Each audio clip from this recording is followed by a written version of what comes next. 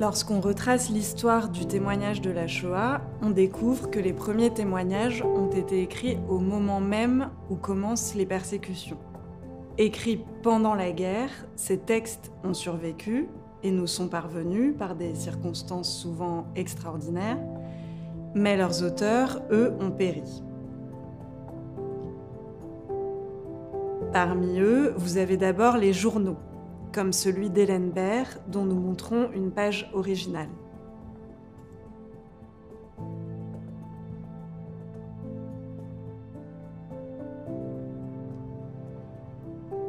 Et vous avez aussi des textes clandestins, écrits au cœur de la machine d'extermination. Lorsque le camp d'Auschwitz-Birkenau a été libéré, en janvier 1945, on y a retrouvé des papiers enroulés qui avaient été enterrés par les membres des Sonderkommando, détenus juifs chargés de vider les chambres à gaz et les fours crématoires.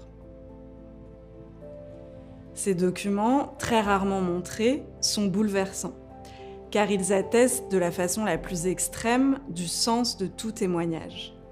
Résister à l'entreprise nazie, qui avait pour principe et pour méthode non seulement l'extermination du peuple, mais aussi la suppression de toute trace de cette extermination. Le témoin n'est pas encore appelé témoin.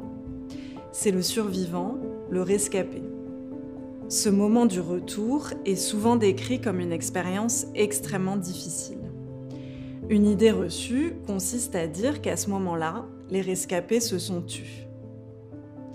Lorsqu'on y regarde de plus près et que l'on observe par exemple les nombreuses publications qui paraissent dans les années d'après-guerre, il semble que ce soit plus complexe. Alors aujourd'hui, on refait beaucoup l'histoire. Tout d'un coup, on en parle, on dit qu'après Auschwitz, plus rien ne sera pareil. On l'a dit tout de suite d'ailleurs. Et puis, on essaye de comprendre pourquoi on n'en a pas plus parlé, pourquoi... Je crois que ça vaut la peine d'essayer de savoir pourquoi. Mais qu'il ne faut pas refaire l'histoire autrement qu'elle n'a été, en disant c'est parce que les déportés n'ont pas voulu en parler, c'est parce que ils ont cherché l'oubli eux-mêmes. C'est pas vrai du tout. Mais si nous n'avons pas parlé, c'est parce qu'on n'a pas voulu nous entendre, on n'a pas voulu nous écouter. Parce que ce qui est insupportable, c'est de parler et de ne pas être entendu.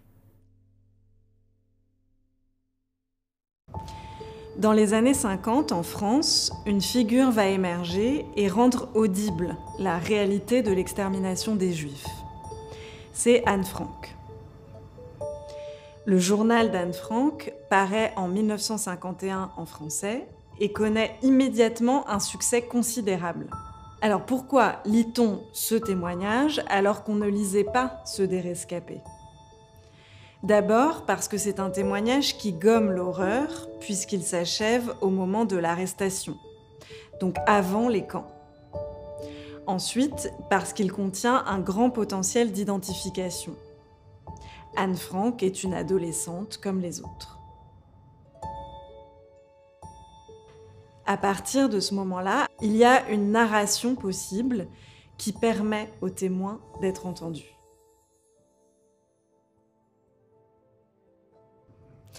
À partir des années 60, se produit un phénomène important pour comprendre comment se construit la figure du témoin.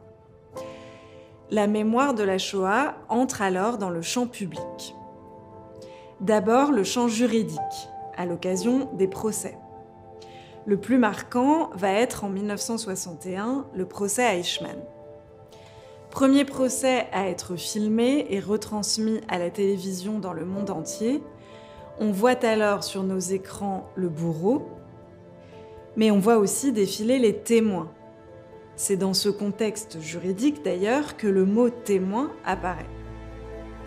Et on se met à écouter leurs récits glaçants.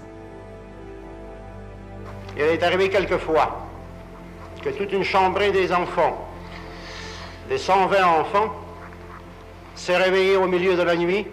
Il ne se possédait plus. Il hurlait en réveillant les autres chambrés. Et c'était affreux.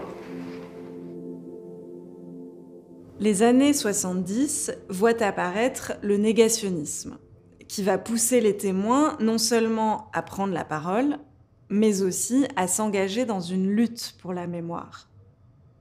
La voix des témoins est depuis lors celle d'un combat pour la vérité historique et aussi pour sa reconnaissance par l'État.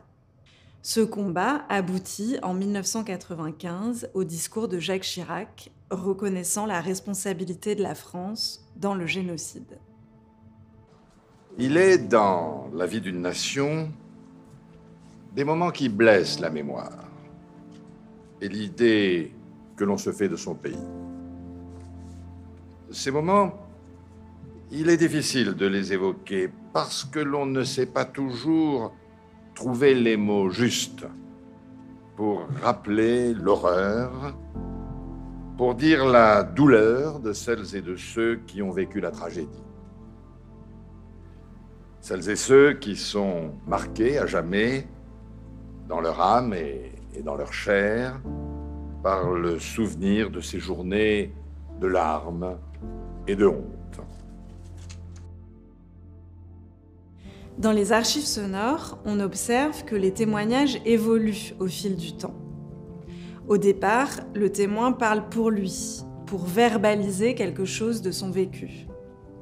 Lorsque s'ouvrent les années 2000, à la fin de leur vie, les témoins s'expriment au contraire en s'adressant aux générations d'après. Ils s'inquiètent souvent de la transmission et s'attachent à laisser des traces. Ces années marquent la disparition de figures du témoignage devenues des porte-voix, des symboles, comme Simone Veil ou Elie Wiesel. On peut aussi regarder ce début du XXIe siècle comme un temps de passage de témoins d'une génération à l'autre. Écouter la voix des témoins aujourd'hui, c'est aussi mesurer tout ce qu'ils nous laissent.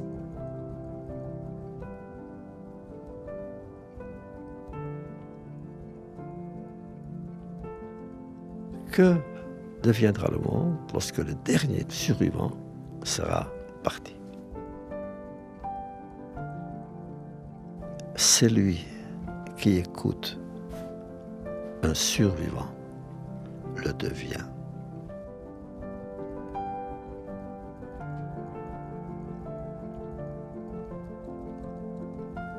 Ça veut dire, écouter un témoin, c'est devenir ce témoin.